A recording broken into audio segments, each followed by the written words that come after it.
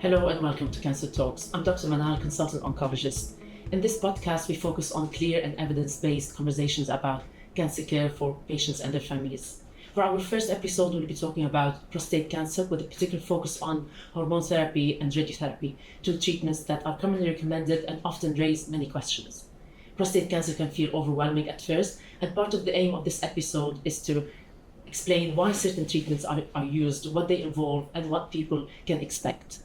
I'll be joined by Dr. Ian Lampkin, a colleague and fellow consultant oncologist who specializes in prostate cancer, and together we'll be answering some of the most common questions that we hear every day in clinic. This conversation is for general information and does not replace individual medical advice. Let's start first by talking about what worries people most when they hear the words prostate cancer. So, welcome, thank you for having me, Manal. So when patients talk about prostate cancer, the first thing they're worried about immediately is it life-threatening? Is it going to kill me? Yeah. What does it mean for myself, for my family, for my kids? And automatically, as with any cancer, a patient thinks, what is going to happen to me? Am I going to die? That's the first thing that they always say. Yeah. But prostate cancer, as we will come on to, is if you're ever going to say if you're going to get a cancer, not that getting any cancer is great or good, but prostate cancer is probably, we'll say, one of the better cancers to get if you're ever going to get, but because although there are aggressive versions of prostate cancer when it's caught early enough is very treatable, it's very curable, it has very high rates of cure. And the side effects from treatments are very manageable, and patients live through many decades after having curative treatment from the prostate cancer without any serious or long-term side effects, really, for the vast majority of people. So, And before we talk in details about treatment, which I mentioned earlier, hormone and radiotherapy, can we touch a little bit about screening? Because it's a very common question that we hear from men and their families. Should all men have, is there a screening test, and should all men have screening, knowing in the UK we don't have a national screening program for prostate cancer? So like you said, so unlike for women, say for example with breast cancers, there is a breast cancer screening program in the UK. At the moment, there isn't for prostate cancer. We do know that there's been an increase in media presence, particularly from a lot of the prostate cancer charities, pushing for prostate cancer screening. But there is a lot of there's been a lot of pushback from it as well. Mainly, it all centres around the PSA blood test and how accurate the PSA blood test is, particularly for screening, because PSA is prostate specific. So when you're for your prostate gland, but it's not cancer specific. So your PSA can be raised if you have an enlarged prostate, for example. That's called BPH, or benign prostatic hypertrophy. It basically means an enlarged prostate gland. However, the PSA is still a very good tool for using it to find if you do have cancer or not. But I think one of the problems is that there's a worry that it can lead to over-treatment of patients and things. However, with appropriate counselling and use of active surveillance and things like that, so active surveillance is monitoring if you know you have a lower risk prostate cancer, which we'll come on to. But in general, there is no current screening program at the moment. However, the recommendation is if you're over 50 and you want a PSA blood test, then we would strongly recommend that you go and ask for one from your GP and have a discussion about it. As long as you understand what it implies, and if there is any suspicion that there might be cancer, that there will be a set of tests that you'll have to go through, and maybe increase anxiety, unnecessary anxiety.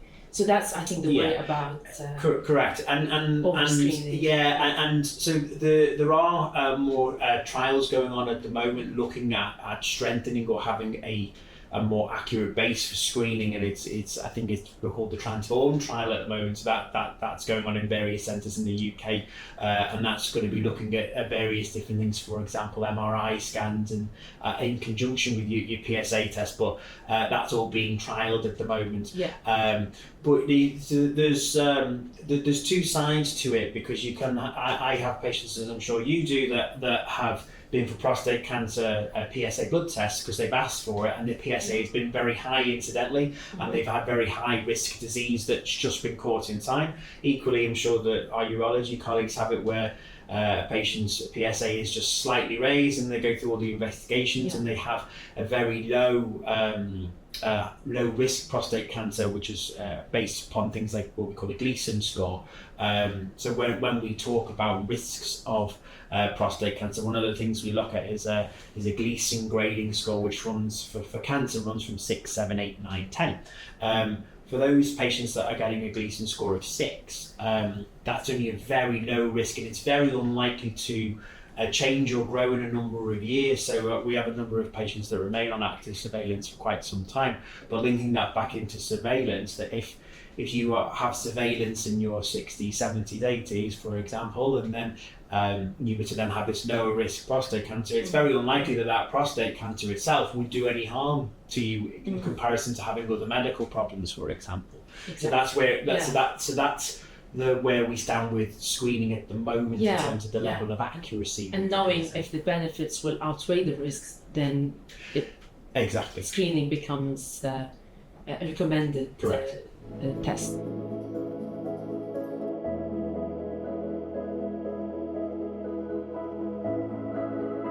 So, moving to treatment, and one of the most common treatment that's recommended to patients with prostate cancer is hormone therapy. Mm-hmm. What is hormone therapy, and what would patients expect from hormone therapy? Okay. Side effects and So hormone therapy, it's not like traditional chemotherapy that a lot of patients might think about. So hormone therapy, it's modulating or adapting testosterone. So testosterone is a driver for prostate cancer. So there are various different treatments, whether it's a tablet form or whether it's an injection form that you get once every couple of months or so, that can help modulate or adapt testosterone. So some of the tablets help stop the testosterone from reaching the prostate cancer cell surface, while for example, the hormone injections actually lower your testosterone down to very low levels. So in essence, you are starving the prostate cancer of a food supply, and the benefit of that is that it can stop the cancer cells from growing, and it can make other treatments more effective, or for example radiotherapy, for example. That's my next question. Exactly, and it can also lower the risk of the prostate cancer coming back. So for example, if a patient has a particularly more higher risk prostate cancer, when we were talking before about those Gleason 8s, 9s and 10s, they tend to get a longer course of hormone therapy. We call the word that we use when we're talking about it in clinic is something called ADT, which means androgen deprivation therapy, which in essence means low testosterone levels, and we would often give a prolonged course of that. Now the main side effects that our gentlemen on it tend to struggle with, if they do, are symptoms that are often similar to females that go through the menopause. So for example, that's things like hot flushes, it can be tiredness and fatigue, it can be loss of muscle mass. It's things like that really, that those general side effects really. To be honest, the main one is hot flushes is really is a really big struggle for a lot of our patients, I think. Interrupt sleep and how do we manage these side effects? I mean, if there is a way of managing, what would you advise? I mean, there are a lot of ways where it can be managed, particularly the more longer term side effects. So I'm a big advocate and strongly recommend usual lifestyle and dietary advice. So people say to me, well, what do you mean by lifestyle and dietary advice? Is there any special diet? This is the thing. So people often say to me, is there any special diet? And for me personally, I don't often say there's they might say, oh, well, there's this, I've tried this diet, I've tried this. And I just say, well, no, stick to what the general advice is that, you're talking about avoiding certain fatty foods, limiting your alcohol intake. That doesn't mean that you can't have alcohol, because I have this conversation with... It's a very important question. I never say to my patients, don't. We say limit your alcohol intake as much as you can do, but I never say to my patients completely cut it out, because if they enjoy that, as long as it's in moderation, then you don't want to take that away from them at the same time. And all the usual other lifestyle advices and dietary things, eating 5 fruits and vegetables, all the usual stuff, that all of that is very good. Particularly, we spoke about this the other week, in terms of when you're talking about exercise. Particularly important is not just doing cardiovascular exercise. So one of the biggest things is walking, for example. I know we'll come on to that, but we do recommend things like strength training is particularly a big thing for our gentlemen, mainly because having a low testosterone means that your muscle mass will be lower, or the speed that it will drop will be lower. So trying to maintain that can also help with the longer term side effects, particularly the tiredness and fatigue, and the kind of the hot flushes as well. I think staying active is a very important topic to mention, because some patients are worried about exercising or doing or some of them they want to overdo it to stay healthy and feel like I'm well. And we always say stay active and do it as you feel you can exercise, or so you don't overdo it and you don't exert yourself, especially with hormone therapy and radiotherapy can make someone very tired, and they start feeling overexerted. So I think that's important to know how to balance between exercising and resting and So listen to your body. This is what we absolutely try to. Absolutely, and in conjunction with that as well, we also run a lot of support classes and kind of wraparound care and management strategies with our nursing team. I think we used to call it prostate school. I think it's called something different now. But we have a lot of supportive classes there, and we also have the Maggie's Centre as well. I think that's currently over on our Wirral site, which a lot of my patients visit. And we do have the traditional medications and things that we can use. For example, there are certain medications that will help with hot flushes,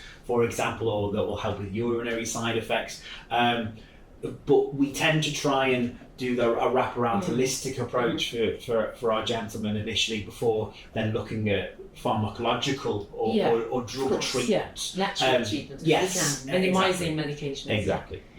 We mentioned a little bit about radiotherapy. We haven't spoken, but what is radiotherapy? We hear this question most of the time. Is it invasive? Is it a procedure often what happened to me when I'm having radiotherapy? How do you simplify it? So I often will say to my patients, the easiest way to think of it now, not every single patient will have had a hand X-ray or a foot X-ray, but or a chest X-ray, for example. But a lot of patients will know what a traditional X-ray image looks like. If they've gone through A&E. So I will often say, radiotherapy is like when you have a hand X-ray or a chest X-ray. It's those similar sort of light beams. I said, but the light beams that we use in radiotherapy is much more powerful, and it's much more targeted to kill cancer cells. That's where I tend to start. But then I'll also say to my patients that it's a non-invasive treatment. So it's being delivered from an external source most of the time, but we don't want to complicate things by talking about things like brachytherapy and things, but our traditional curative radiotherapy, our external beam radiotherapy is this. So a patient will be coming in, and then they'll be lying down on a couch, and then the radiotherapy will be delivered, so they won't see the radiotherapy. It doesn't hurt as it's going in. The side effects of the radiotherapy build up towards the end of the treatment, and they usually peak about a few weeks afterwards, and then it usually takes a couple of months to then recover. But but the radiotherapy for what we're talking about today is non-invasive. So that's the benefit that patients will often choose that over surgery, for example. When they have the two options. When they have those two options, depending upon the criteria. Yeah.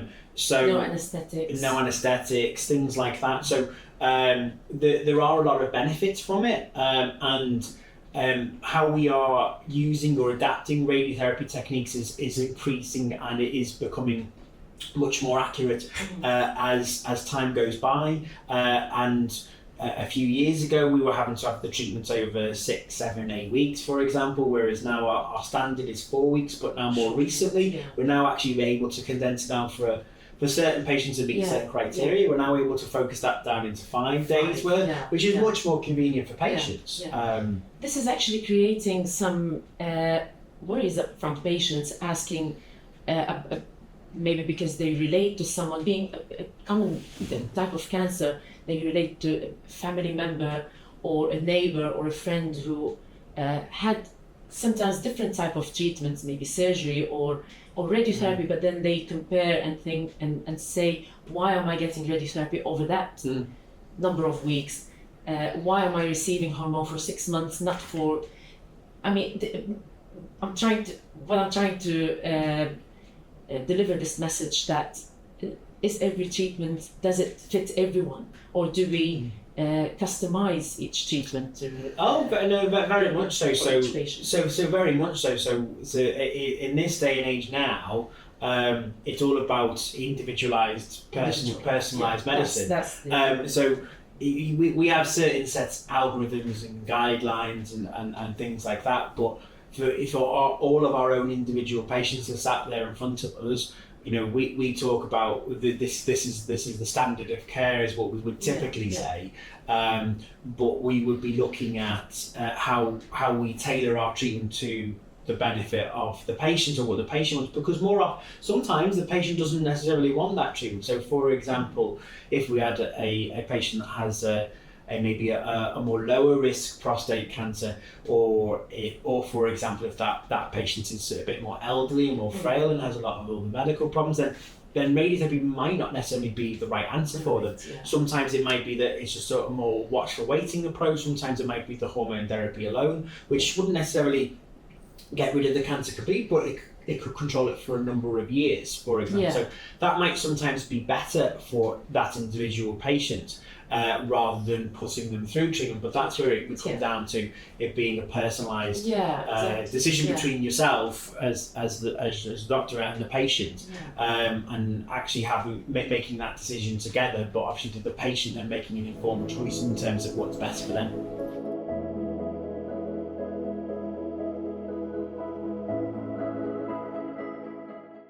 The take-home message is that we as doctors with our patients are looking at a personalised treatment approach between ourselves and the patient, and that also will often encompass the patients and their families as well.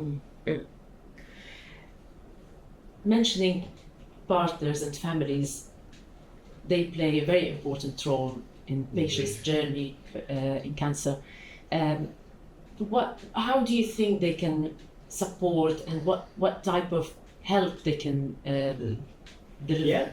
Well, that's a very good question, and interestingly, for a lot of my gentlemen, and I don't know whether it's more of a traditional.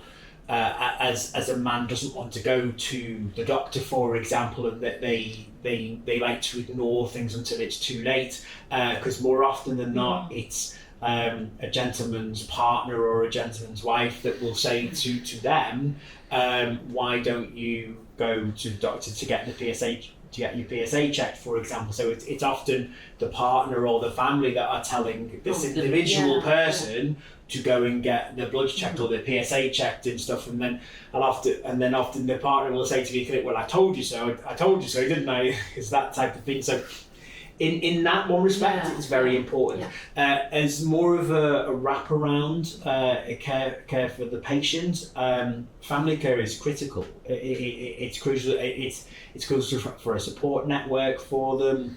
for helping dealing with side effects, raising issues with side effects. But it's not just that. It's things like support coming back and forth to the hospital. It could be things like transport. It can just be simple things in terms of, if the patient can't, get to the shops, for example. It's having that level of support is absolutely critical for them, particularly when they're going through this treatment, because more often than not, the initial treatments, like we said, the side effects build up towards the end of the treatment, and particularly for prostate cancers. I mean, we do have obviously our gentleman that where the prostate cancer has spread.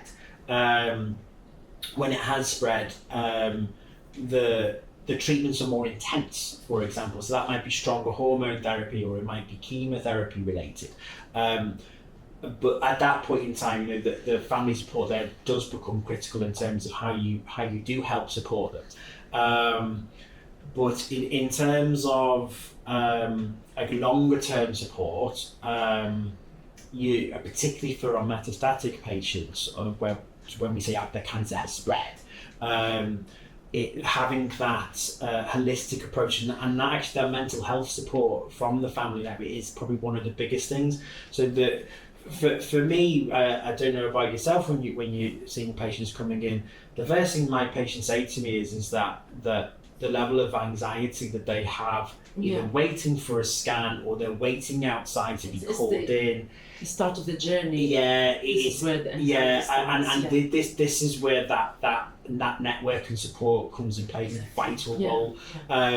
Because I always say to my patients, I don't know what you're going through. I said, but I can only, obviously I see it every day. I said, but you're the person that sat there with your wife or with your relative sat outside, and you've had so many weeks, you've had a scan, and you've got to wait so many weeks for the results or the report and things, and that it's that where built up of anxiety comes.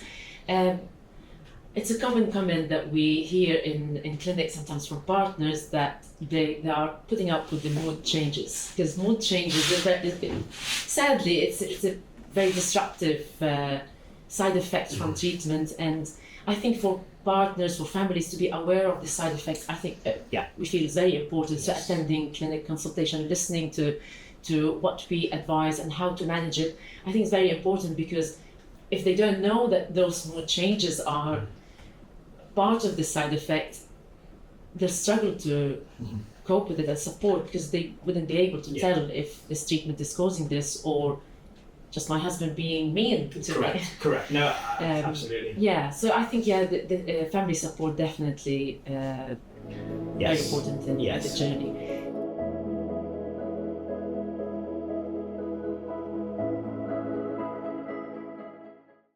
It will obviously depend upon what stage they are at, in terms of whether it's more of a lower risk or whether it's a higher risk but it's still potentially curable, or if it is whether the cancer has spread. However, the overall arching take-home message is that the prostate cancer at any point in that pathway it is treatable. And to the level of which it is treatable does vary, but the side effects are manageable. We can hopefully control it for a very long time. And for the vast majority of our patients, if we catch it early enough, it is very curable. It's very, very high rates of cure. So usually you can be talking about, for the lower risk, you can go 18, 90, 95% for a lot of patients. The key thing is if you have any symptoms, or if you're worried about getting your PSA checked, flag it up, get everything checked out, because the earlier that something's caught, the earlier it's treatable, and the better your longer term outlook will be. That's really positive. Before we finish, we want to always stay positive with cancer treatments. With prostate cancer, we know that there are a lot of changes in the treatment and advanced treatments coming up all the time. What do we have exciting the future of prostate cancer. Yeah. I mean, so we've covered a variety of things really. There's a big changing landscape with things like radiotherapy. There's a big changing landscape with some of the drugs that we use or what stage we use different drugs. So a lot of patients may have heard about abiraterone, which we've been using in the metastatic setting for quite some time, but actually now we can use it in the non-metastatic or the curative setting. Metastatic can be explained. So metastatic means where you've got so cancer cells can either spread by shooting off seeds, or they can kind of spread by sending off tentacles. So if they send off little seeds around to the little lymph gland or in the bloodstream, those little seeds will land somewhere else. So for example, with prostate cancer, it's very common for those little seeds to land in the bone. So that's what metastatic. So it spreads outside. It spreads outside, and when it spreads to different places, that's where it's no longer really something that we can get rid of, but it is still something that we can control for a very long time, all being well. So we have been using a lot of these stronger drugs. So I call them stronger hormone tablets to my patients. And they can control things for a very long time potentially. And in that setting where the cancer has spread to other places, you can see an average prognosis, if you will, of up to 5 years. But I've got patients that are going up to beyond 10 years on these different treatments, as I'm sure you have as well. But there's an ever-evolving field there. There is, in terms of more innovative changes, a lot of my patients are asking me about something called radioligand therapy. So that is essentially the best way of describing it is targeted radiotherapy. So you'll have one of the more advanced techniques that we now use for scanning is something called a PSMA scan. So I'm sure a number of our patients will have heard of that now. So a PSMA scan is essentially where it's not completely prostate specific, but it's much more accurate for looking at prostate cancer cells on the scan, so you can actually see it more closely. And this radioligand treatment, so one of the drugs that unfortunately not yet currently available on the NHS, but there's a lot more evidence going through, and we are potentially looking at it in our private clinic in the next few months.